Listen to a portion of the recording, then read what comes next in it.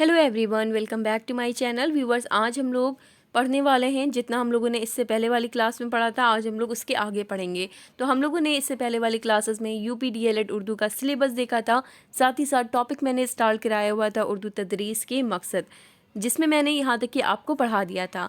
तो आज की क्लास में मैं इसके आगे कंटिन्यू करूँगी। तो आज मैं पढ़ाऊँगी आपको पढ़ना सिखाने के जो किस्में हैं उसको मैं बताऊँगी। तो चलिए शुरू करते हैं आज की क्लास। पढ़ना सिखाना। देखिए, स्कूल की इब्तदाई मंजिल में पढ़ना सिखाने का मकसद ये है कि तलबा में एराब तलफ़ुज़ और अदायगी के एतबार से इबारत को सही पढ़ना सिखाया जाए। देखिए, बेसिकली आपको ये समझना है कि जब आप बच्चे को पढ़ना सिखाएं तो आप 3 पॉइंट्स को ज़रूर ध्यान रख कर के उन बच्चों को पढ़ना सिखाएं। सबसे पहला पॉइंट, जो एराब होते हैं, बच्चा जब इबारत को पढ़े तो वो एराब के साथ पढ़े, सही तलफ़ुज़ के साथ पढ़े। तलफ़ुज़ यानी कि सही उच्चारण के साथ, सही प्रोनंसिएशन के साथ उस इबारत को वो पढ़े।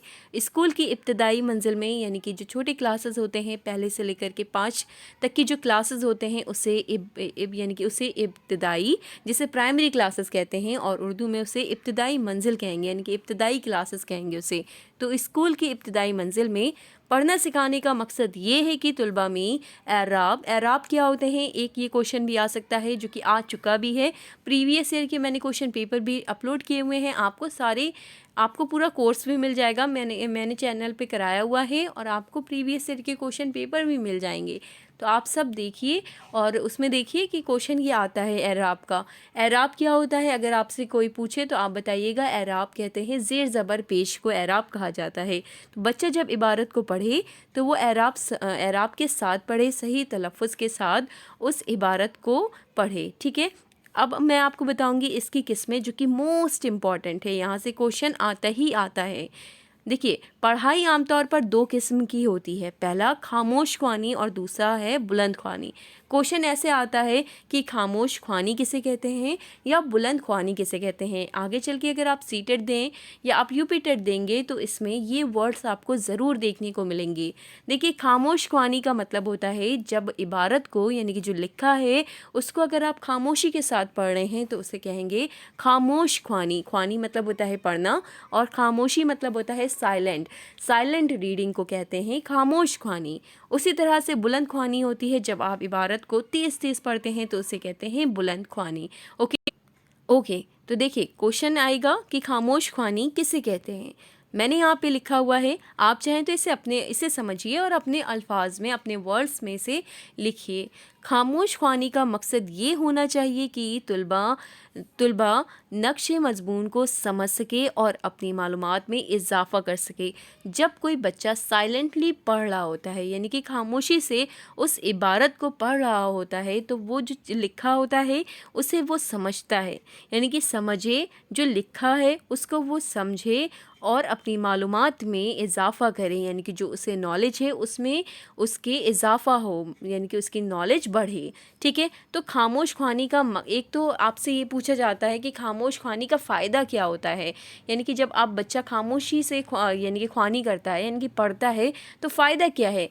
एक तो ये सबसे बड़ा फ़ायदा होता है कि जब क्लास में कई स्टूडेंट्स बैठे हुए हैं, मानिए ये भी सब बैठे हुए हैं, एक बच्चा साइलेंटली पढ़ रहा है, वो एक बुक खोले हुए कुछ यानी कि पढ़ रहा है, खामोश ख्वानी कर रहा है, तो वो किसी को डिस्टर्ब नहीं कर रहा है, पहली बात तो सबसे मेन पॉइंट।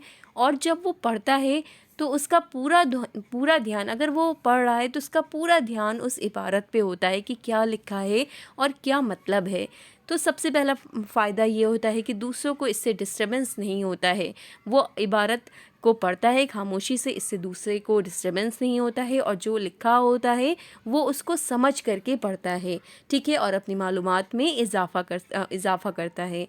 आई होप आपको समझ में आया होगा। अगला जो पॉइंट था वो था बुलंद ख्वानी। ठीक है, 2 किस्में मैंने आपको बताई थी, पढ़ाई आमतौर पर 2 किस्म की होती है। तो नंबर 2 है बुलंद ख्वानी। बुलंद ख्वानी में आप तेज़ी से पढ़ते हैं, जब आप तेज़ी से पढ़ते हैं तो बाकी लोग जो बैठे होते हैं उनको भी सुनाई देता है। तो बुलंद ख्वानी में इस बात का ख्याल रखना चाहिए कि तुलबा बुलंद आवाज़ और रवानी के साथ इबारत पढ़ सके। जब किसी से बुलंद ख्वानी कराई जाती है, मानिए ये क्लासरूम है, टीचर ने किसी एक को उठाया और कहा कि ये पैराग्राफ पढ़ो, तो वो स्टूडेंट उठेगा और उस पैराग्राफ को ज़ोर ज़ोर से पढ़ेगा। जब वो ज़ोर ज़ोर से पढ़ेगा तो ध्यान ये रखना चाहिए कि, या फिर टीचर ही अगर बुलंद ख्वानी कर रहा है, मानिए टीचर ही पढ़ रहा है, वो ही बुलंद ख्वानी कर रहा है, तो टीचर को ध्यान ये रखना चाहिए कि जब वो पढ़ रहा है उसका तलफ़्फ़ुज़ सही होना चाहिए। क्योंकि अगर एक टीचर बुलंद ख्वानी कर रहा है तो बच्चा टीचर को सुनेगा बुलंद ख्वानी करते हुए, और अगर एक टीचर प्रोनंसिएशन गलत करेगा, यानी कि उसका तलफ़्फ़ुज़ सही नहीं होगा, तो स्टूडेंट का भी तलफ़्फ़ुज़ गलत हो जाएगा। तो सबसे मेन पॉइंट ये है कि बुलंद आवाज़ में पढ़े ताकि बच्चे को सही से सुनाई दे, सही तलफ़्फ़ुज़ के साथ पढ़े और रवानी के साथ पढ़े। यानी कि ऐसा नहीं है कि एक लाइन उसने पढ़ा, यानी कि एक अल्फाज को पढ़ने में वो अटक रहा हो, यानी कि हिज्जे कर के पढ़ रहा हो, तो रवानी के साथ पढ़े, बुलंद आवाज़ में पढ़े और सही तलफ़्फ़ुज़ के साथ बुलंद ख्वानी करानी चाहिए। ओके, ये पॉइंट तो हम लोगों ने पढ़ना सिखाना में पढ़े। अब हम लोग नेक्स्ट पॉइंट पे चलेंगे और नेक्स्ट पॉइंट है समझना सिखाना।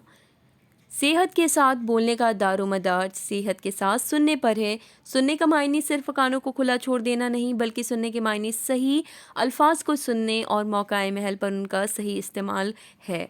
ठीक है, बच्चा सुनी सुनाई बात को उसी वक्त से इस्तेमाल करता है जब वो बात को सही तरह से समझता है।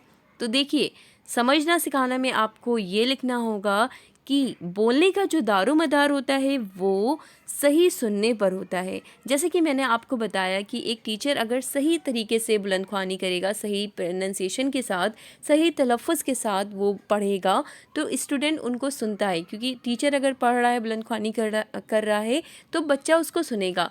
तो यहाँ पे कहने का ये मतलब है कि अगर टीचर सही पढ़ेगा तो बच्चा सही पढ़ेगा, अगर टीचर ही गलत पढ़ेगा तो बच्चा गलत ज़रूर पढ़ेगा, वो सही नहीं पढ़ेगा। यानी कि बोलने का जो दारोमदार होता है वो सही सुनने पर है। यानी कि जैसा आप सुनेंगे वैसा आप बोलेंगे। अगर आप गलत सुनेंगे तो आप गलत बोलेंगे, अगर आप सही सुनेंगे तो आप सही बोलेंगे। ओके, तो यहाँ पे यही लिखा है कि सेहत के साथ बोलने का दारोमदार सेहत के साथ सुनने पर है। सुनने का मायने सिर्फ कानों को खुला छोड़ देना नहीं है। यानी कि सुनने का मतलब ये नहीं होता है कि आपने सुना और एक कान से सुना और आपको सुन के आपने उसे यानी कि समझ में ही नहीं आया आपको। तो सुनने का मायने सिर्फ कानों को खुला छोड़ देना नहीं है, बल्कि सुनने के मायने सही अल्फाज को सुनने और मौकाए महल पर उसका सही इस्तेमाल है। यानी कि जो आप सुन रहे हैं उसका आप सही मौकाए महल होता है, यानी कि जहाँ पे उसकी ज़रूरत पड़ रही है वहाँ पर अगर आप उसका इस्तेमाल कर पा रहे हैं तो आप सही सुन रहे हैं। यानी कि आप को जो पढ़ाया जा रहा है वो अगर आप इस्तेमाल कर पा रहे हैं, उसका यूज़ कर पा रहे हैं, तब आपका जो पढ़ाई है वो करेक्ट होगी। ठीक है, बच्चा सुनी सुनाई बात को उसी वक्त सही इस्तेमाल कर सकता है जब वो सही उसके मतलब जाने। यानी कि जो वो सुन रहा है अगर वो समझ नहीं रहा है उस चीज़ों को, तो उसके यानी कि पढ़ाई का कोई मतलब नहीं है। एक पॉइंट हमेशा ध्यान रखिएगा, चाहे अभी हो ये डीएलएड का कोर्स हो, चाहे आगे आप जब सीटेट वगैरह देंगे, जो भी पढ़े बच्चे को उसकी मायने ज़रूर आनी चाहिए। ठीक है, इसलिए समझने का दारोमदार, यहाँ पे देखिए मैंने यहाँ तक ही आपको पढ़ा दिया है, अब आगे पढ़ेंगे हम लोग कि इसलिए समझने का दारोमदार भी सही सुनने पर है। जैसे कि बोलने का दारोमदार सही सुनने पर है, उसी तरह से समझने का दारोमदार भी सही सुनने पर है। यानी कि अगर आप सही सुनेंगे तो आप सही समझेंगे, अगर आप गलत सुनेंगे तो आप गलत ही समझेंगे। ठीक है, तो चीज़ों को समझाएं, ठीक है, रटाएं ना, पहली बात तो हर चीज़ को समझाएं। और जब बच्चा सही यानी कि जब बच्चा सही सुनेगा तो वो सही समझेगा भी। इसलिए प्राइमरी स्कूलों में समझना सिखाने पर भी ज़ोर दिया जाना चाहिए। ओके, अब हम लोग लिखना सिखाना देखेंगे पॉइंट। तो लिखना सिखाने में आपको किन किन बातों का ध्यान रखना है, अब हम लोग उसको समझेंगे। इब्तदाई दर्जात में लिखना सिखाने का ये मकसद होना चाहिए कि तुलबा अपने ख़यालात, मुशाहिदात और एहसासात को ज़ब्त तहरीर में ला सके। देखिए, कहने का मतलब ये है कि लिखना सिखाने का क्या मतलब होता है। जैसे कि मुझे कुछ ख़्याल आया, मुझे कुछ लिखना है, तो मैं अगर लिख ले रही हूँ वो चीज़ें, तो इसका मतलब मुझे लिखना आता है।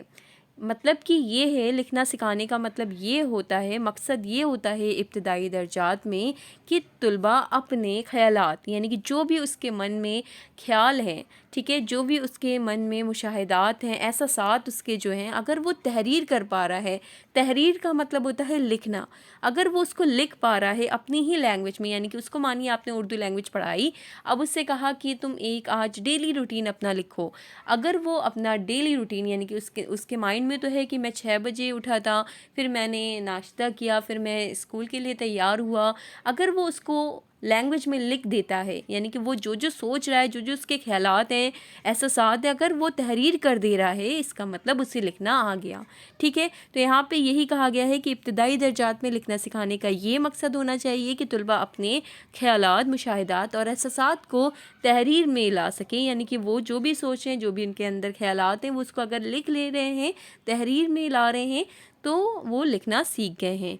ठीक है, स्कूल की इब्तदाई मंजिल में सिर्फ इस बात को मलहूज़ रखना चाहिए कि तलबा जो कुछ सोचते हैं उसको यानी कि तहरीर कर दें, यानी कि मैंने जैसे बताया आपको कि जो भी वो सोच रहे हैं, जो भी उनके ख़यालात हैं, अगर उसको तहरीर कर दे रहे हैं, यानी कि उसको वो लिख दे रहे हैं, तहरीर मतलब लिखना होता है, अगर उसको लिख दे रहे हैं तो उसको लिखना आ गया। ठीक है, वो जो कुछ लिखना चाहते हैं वो सफाई, सादगी और रवानी के साथ लिख सकें, यानी कि जो वो लिखना चाह रहे हैं वो उसकी सही से सफाई के साथ और सादगी, यानी कि लैंग्वेज एकदम प्रॉपर होनी चाहिए, रवानी के साथ अगर वो लिख दे रहे हैं, इसका मतलब उन्हें लिखना आ गया।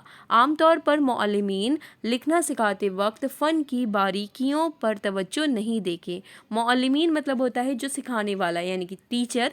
आमतौर पर जो टीचर होता है वो लिखना सिखाते वक्त, यानी कि जब बच्चों को वो लिखना सिखा रहे होते हैं, तो उस वक्त जो बारीकी होती है लिखने की, उसको वो तवज्जो नहीं देते हैं, जिसकी वजह से तलबा में बेकैफ़ी पैदा हो जाती है। तो आपको ध्यान रखना है कि जब आप लिखना बच्चे को सिखाएं तो जो उनकी बारीकियां होती हैं लिखना सिखाने की, उन सभी बातों पर तवज्जो दें ताकि उनमें कोई बेकैफ़ी ना पैदा हो। तो लिखना सिखाने के लिए आपको इन बातों का ख्याल रखना चाहिए। तो आज के क्लास में हम इन चारों पॉइंट्स को मैंने आपको बताया, इन चारों पॉइंट्स के बारे में। अगले क्लास में हम लोग तहज़ीबी मकासद जिसको 3 हिस्सों में तकसीम किया गया है, इसको हम लोग डिटेल में समझेंगे। ठीक है, तहज़ीबी मकासद कौन कौन से होते हैं, जैसे कि ज़ौक़ सलीम की तरबियत है, इखलाक की तरबियत है, और ये जो तीनों पॉइंट्स हैं इनको अब हम लोग नेक्स्ट पॉइंट में डिटेल में समझेंगे। तो आज की क्लास में इतना ही। आई होप आपको इससे हेल्प मिलेगी। वीडियो अच्छी लगे तो लाइक ज़रूर करें, शेयर करें, सब्सक्राइब नहीं किया है तो चैनल को सब्सक्राइब ज़रूर कर लें। और जितने भी DLED के स्टूडेंट्स हैं वो प्रीवियस वीडियो को देखिए, यानी कि अबाउट लगभग 1 साल हो गया होगा तो मैंने कराए हुए हैं, लेकिन आपको पूरा कोर्स यूट्यूब चैनल पे मेरे मिल जाएगा। आप लोग बेफिक्र हो जाएं, प्रीवियस ईयर के क्वेश्चन पेपर जो मैंने डाले हैं उसको कर लें, मैंने जो क्लासेस लिए हैं उसको पढ़ लें, आप आराम से इस एग्ज़ाम में पास हो जाएंगे। ठीक है, अच्छे मार्क्स के साथ। तो जितने भी स्टूडेंट्स हैं जिनके एग्ज़ाम करीब है और वो यानी कि वो प्रेशर में हैं, तो इन क्लासेस को देख के जाए, प्रीवियस ईयर जो पेपर डाले हैं उनको ज़रूर करके जाए, आपका एग्ज़ाम अच्छे से निकल जाएगा। Thank you so much.